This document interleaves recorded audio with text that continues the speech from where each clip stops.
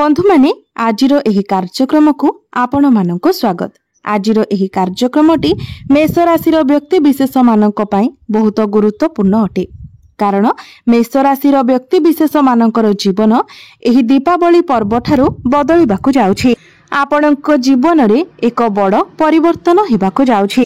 कारण ग्रह नक्षत्र मानक चलन रे एक बड़ परिवर्तन हेबाकू जाउछि, जहार प्रभाव रे आपणक जीवन रे मध्य किछि बड़ हेबाकू जाउछि। देवगुरु बृहस्पति दीर्घ 12 वर्ष परे निजर राशि परिवर्तन करबाकू जाउछन्ति। दीपावलीर 2 दिन पूर्वरु अर्थात 18 अक्टोबर को गुरु निजर राशि परिवर्तन करिवे। आपणकर तृतीय भावरु चतुर्थ भाव को गोचर करिवे। चतुर्थ भावटी होइथाय समस्त प्रकारर भौतिक सुखर भाव, मातांकर भाव। यह व्यतीत चतुर्थ भावटी को कुंडली रे बहुत शुभ स्थान बोली माना जाय थाय। एहाको कुंडलीर केंद्र बोली कहा जाय थाय। तो गुरु आपणकर चतुर्थ भाव रे उच्चस्थ हेबाकू जाउछन्ति। तो बंधु माने गुरु हेउछन्ति आपणकर नवम एवं एकादश भावर अधिपति। तेबे नवम एवं द्वादश भावर अधिपति होई गुरु आपणकर चतुर्थ भावरे गोचर करिवे। तेबे गुरुंकर दृष्टि आपणकर अष्टम, दशम एवं द्वादश भाव उपरे रहिबो।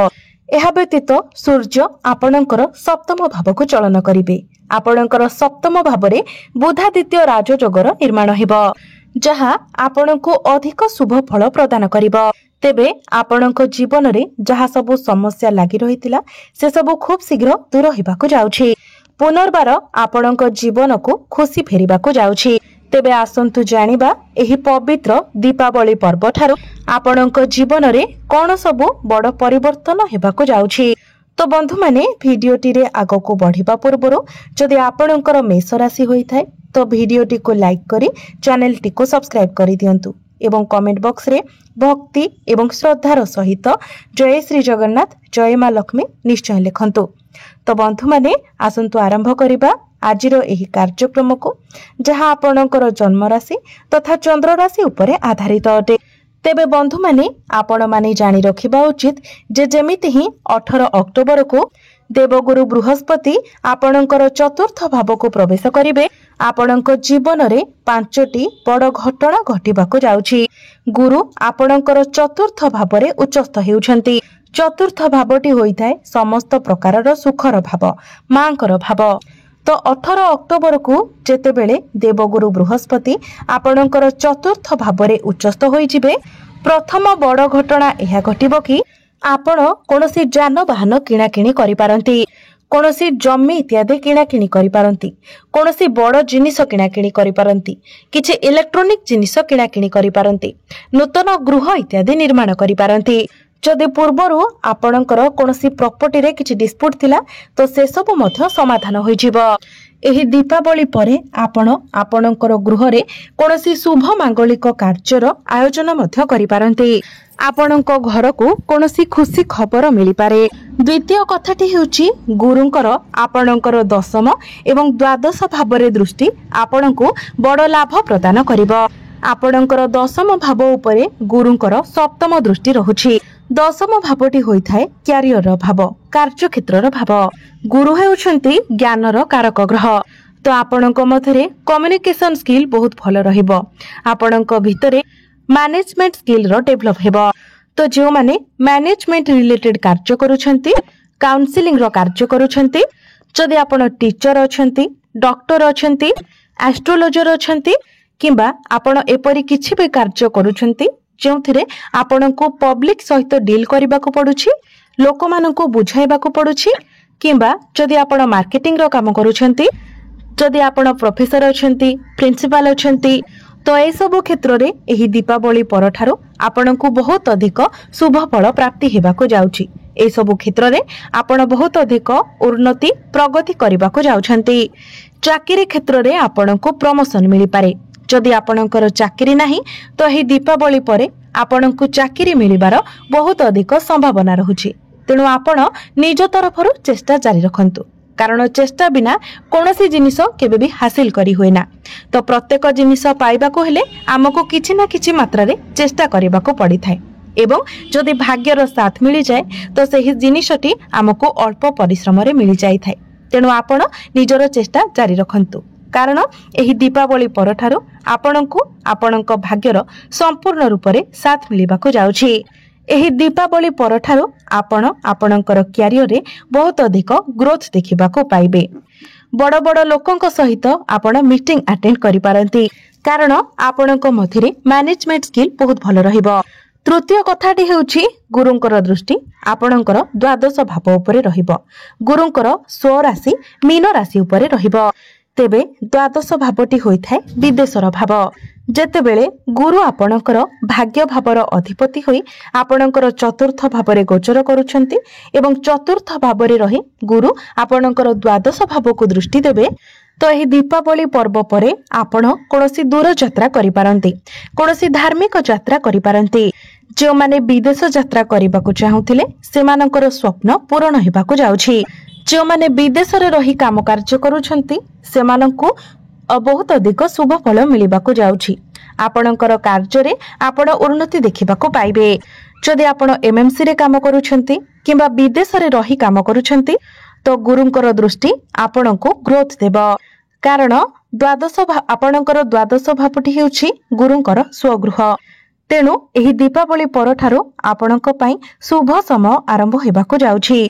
किंतु आउ गोटे कथा आपण जानि रखिबा उचित जे आपणकर खर्च टिके अधिक हेबो कारण द्वादश भावटी हेउछि खर्चर भाव। किंतु गुरु जेहेतु शुभ ग्रह अटंती एवं गुरुंकर दृष्टि आपणकर द्वादश भाव उपरे रहुछि तेणु खर्च आपणकर भल बाटरे हेबो। गुरुंकर दृष्टि आपणकर अष्टम भाव उपरे रहुछि। अष्टम भावटी होइथाय गभीर ज्ञानर भाव। तो जो माने रिसर्च लाइन रे अछंती, जो माने सर्जन अछंती, एस्ट्रोलॉजर अछंती किंबा जदि आपण कोनोसी एपरि किछि कार्य करूछंती जेउठारे गभीर ज्ञानर आवश्यकता होइथाय ए सब क्षेत्र रे आपनको बहुत प्रगति मिलिबाको जाउछि। आपण बहुत उन्नति करिबाको जाउछंती तो आपणक मध्यरे गभीर ज्ञान बढ़िबो। जदि आपण उच्च शिक्षा पाई चाहुथिले तो आपनको उच्च शिक्षा मध्य मिलिबाको जाउछि। विद्यार्थी माने जो माने उच्च शिक्षा करबाको चाहुथिले एही दीपावली परठारु सेमानको पई शुभ समय आरंभ हेबाको जाउछि। एही दीपावली पर्व ठारू आपणकर प्रेम जीवन रे मध्य आपण सुधार देखिबाको पाइबे। पूर्वरु जदि आपणकर प्रेम जीवन रे किछि समस्या लागि रहितिला तो से सब दूर होइछिबो। आपणक मध्यरे अंडरस्टैंडिंग बढ़िबो, भल पाइबा बढ़िबो। आपण परस्पर को बुझी पारिबे। आपणकर प्रेम विवाहर रूप मध्य नै पारे। जो माने अविवाहित अछंती सेमानंक पई विवाह जोग खोली जिवो। एही दीपावली पर्व परे आपणक घर को विवाह प्रस्ताव मान आसीबो एवं आपणकर विवाह मध्य स्थिर होई जिवो। तेबे वैवाहिक जीवन रे किंतु आपणको टिके ध्यान रखिबार अछि कारण एही दीपावली पर्व परे आपणकर वैवाहिक जीवन रे किछिटा समस्या देखा देई पारे। सप्तम भावटी होइथाय वैवाहिक जीवनर भाव।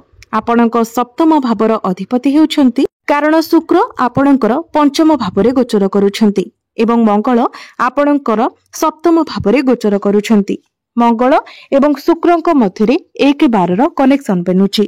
तेणु आपणक मध्यरे टिके वैचारिक मतभेद देखा देई पारे, मनांतर मतांतर होई पारे किंबा आपणकर जीवन साथींकर स्वास्थ्य रे किछिटा समस्या देखा देई पारे जेमिति कि एलर्जी, इन्फेक्शन एभली किछिटा समस्या देखा देई पारे। तो ए सब उपरे आपणको टिके ध्यान रखिबार अछि। गुरुंकर दृष्टि आपणकर दशम भाव उपरे रहुथिबारु आपणकर कर्म क्षेत्र रे एक बड़ परिवर्तन आसीबो। आपण निजर कर्म को सुधारिबे। आपण कोनोसी सामाजिक कार्य रे योगदान करि पारंती। आपणक मध्यरे मैच्योरिटी लेवल बढ़िबो। पूर्वरु आपणक मध्यकु जो आलस्य आसुथिला ताहा वर्तमान हेबो नाही। आपण आपणकर काम को बहुत सीरियस भाबरे करिवे। तेबे एही दीपावली परठारु आपणको अनेक क्षेत्र रे शुभ फल प्राप्ति हेबाको जाउछि। आपणको जीवन रे एक सकारात्मक परिवर्तन हेबाको जाउछि। तेबे अधिक शुभ फल प्राप्ति करिबा पई आपण प्रत्येक दिन शनिकर बीज मंत्र 108 थर जप करंतु कारण आपणको राशि रे शनि 7.5 चालुछि। तेणु शनिकर दुष्प्रभाव को कम करिबा पई एवं शनिक ठारू शुभ फल प्राप्ति करिबा पई आपण प्रत्येक दिन शनिकर बीज मंत्र 108 थर जप करंतु। प्रत्येक दिन आपण हनुमान चालीसार पाठ करंतु एवं प्रत्येक दिन उदित सूर्य को जलार्घ्य अर्पण करंतु। ଆପଣଙ୍କୁ ଅଧିକ ମାତ୍ରାରେ शुभ फल प्राप्ति हेब। तो बंधु माने आपणकर जीवन मंगलमय हेउ, ଏହା ହିଁ ଈଶ୍ୱରଙ୍କ ନିକଟରେ ମୋର ପ୍ରାର୍ଥନା। ଧନ୍ୟବାଦ।